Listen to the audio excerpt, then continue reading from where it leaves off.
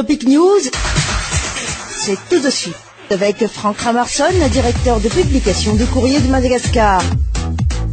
Oui, vous êtes avec Topic News sur Alliance 92. Comme invité, le directeur de publication du groupe Ultima Media, Franck Ramarson, bonjour. Bonjour Prisca et bonjour à tous nos auditeurs.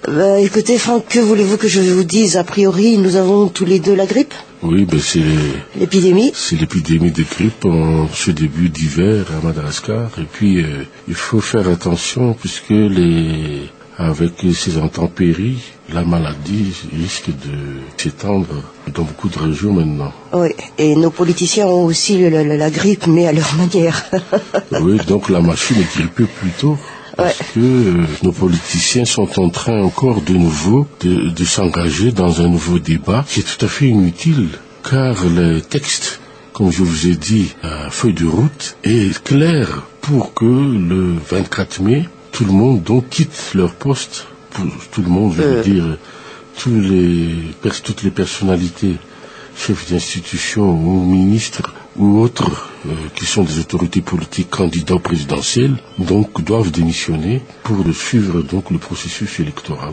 Mais malheureusement, ce qu'on propose, c'est pas tellement ça. Non, malheureusement, c'est que c'est toujours la même chose. À chaque fois que les choses sont claires, il y en a qui veulent toujours, je dirais, mettre en difficulté des textes qui ont déjà été adoptés par la loi, par la feuille de route, comme j'ai dit. Et je regrette que maintenant, ceux qui veulent s'accrocher au pouvoir, comme on l'entend actuellement, veulent à tout prix donc torpiller le processus électoral. Et que c'est peut-être le mot peut-être trop fort pour moi, pour le président de la transition, mais il est en train de tourner de nouveau les malgaches en bourrique en proposant ce fameux projet d'ordonnance qui fixe donc les modalités de la démission. C'est même pas une démission peut-être qu'il veut, mais c'est un retrait temporaire. Oui, je reviens après s'il n'y a pas des élections. Et en même temps, le terme de démission n'est peut-être pas pour lui un terme, je dirais, non, c'est pas un terme accepté, mais là on voit bien que on tient au pouvoir. Je reste au pouvoir puisqu'il voudrait avoir les trois avantages d'un président de la République, tout en étant en dehors, tout en n'exerçant pas les fonctions pendant les 60 jours. Et c'est là que donc on est étonné quand même de cette proposition émanant du ministre de l'Intérieur, qui est quand même un magistrat constitutionnel, puisque beaucoup de juristes disent que c'est une loi antinomique.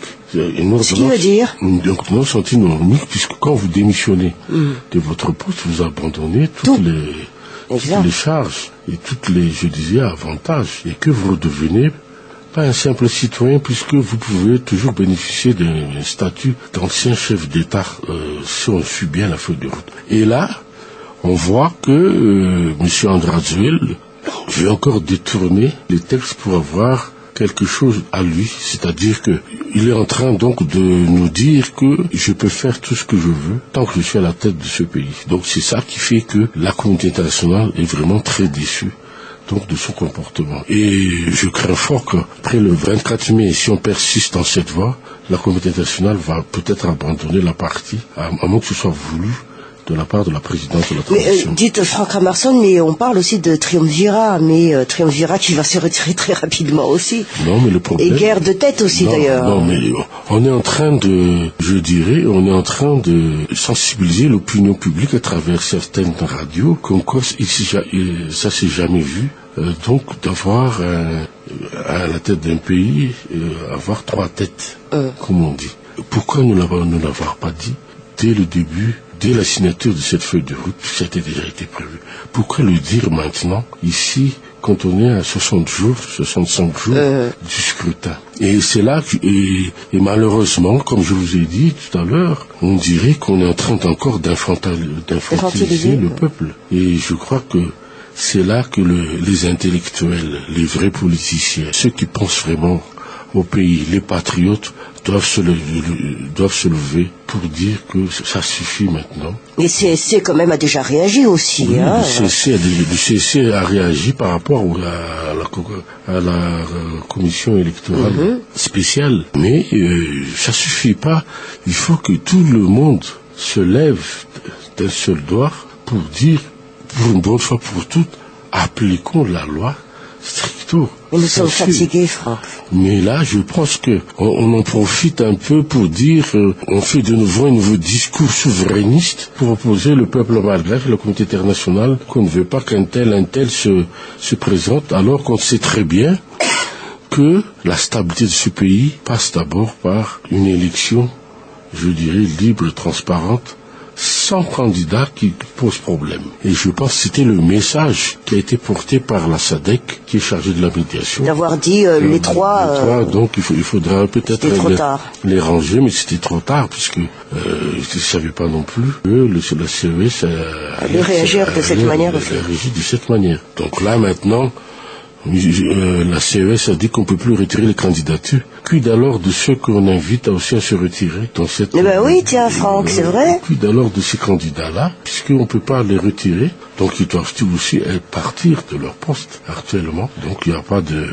Pas de poids de mesure. Pas de poids de mesure, donc parce qu'on veut que certains quittent pour soutenir le candidat principal. Mais moi je pense que si de nouveau demain on dit qu'on accepte ce désistement, ça veut dire exactement donc qu'ils peuvent accepter aussi le désistement des trois.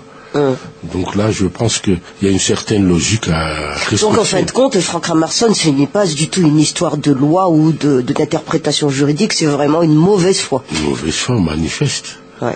Donc de la part de certains ici... De ceux qui détiennent ces lois juridiques. Bien entendu, comme je vous ai dit, que la HCC, la CES, dont beaucoup ont été membres de la HCC, ont toujours servi les régimes qui étaient là depuis la Tirek. Et que, comme vous avez vu, il y a toujours eu donc certaines bavures juridiques. Ça s'est passé en 1996.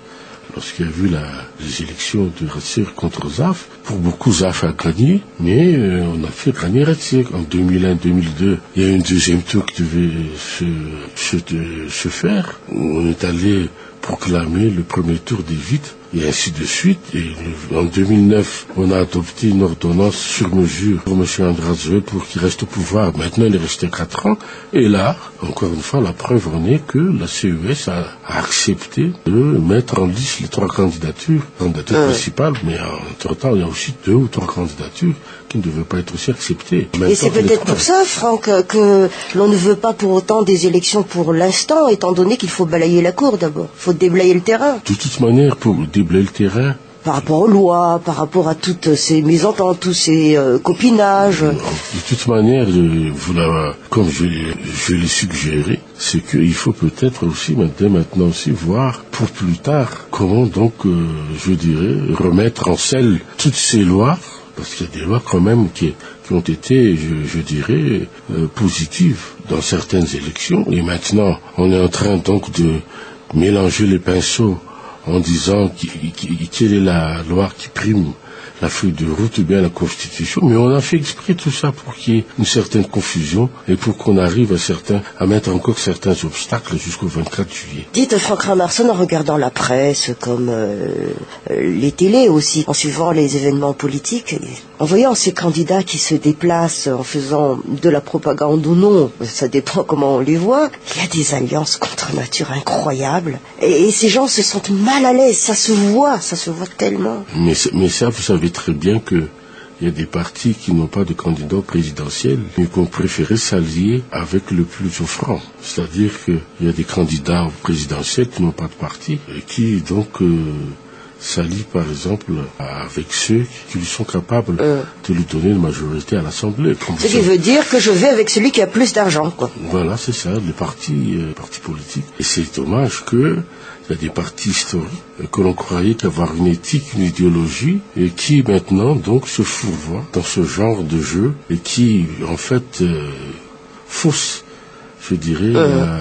démocratie à Madagascar, parce que cela voudrait dire que aujourd'hui c'est l'argent d'abord qui est le nerf de la guerre, et c'est ça qui est devenu l'idéologie majeure pour certains hommes politiques à Madagascar. Ça, c'est pour les politiciens, Franck, mais pour la population, c'est d'abord l'écriquet aujourd'hui, et la famine d'ici quelques mois. Nous l'avons déjà signalé ici dans notre émission que personne personne ne s'en soucie. Et c'est dommage parce que même s'il y a des élections dans d'autres pays, même s'il y a le social tient toujours le haut du pavé. Vous savez très bien qu'en France, quand il y a eu les élections présidentielles françaises, le chômage a été au centre des discussions, au centre des débats, l'insécurité et tout. Maintenant, on ne voit pas.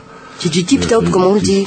Et je regrette de le dire encore une fois, que le seul candidat jusqu'à présent qui a montré son programme, qui même sur des sites web, qui fait des tournées pour sensibiliser, et quelles est donc ses priorités, c'est encore le vice-premier ministre Adjon Djenenarvel. Le reste, comme vous l'avez vu, il y en a d'autres qui se montrent à la télé, qui vont aller...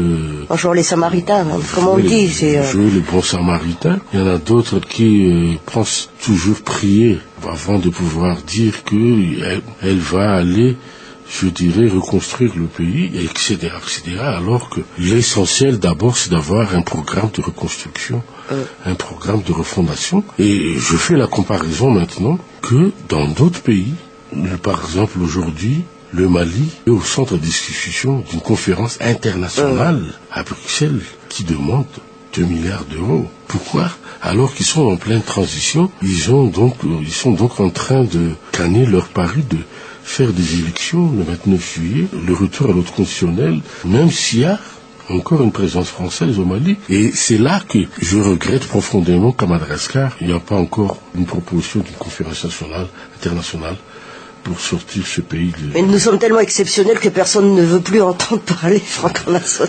Peut-être, effectivement que...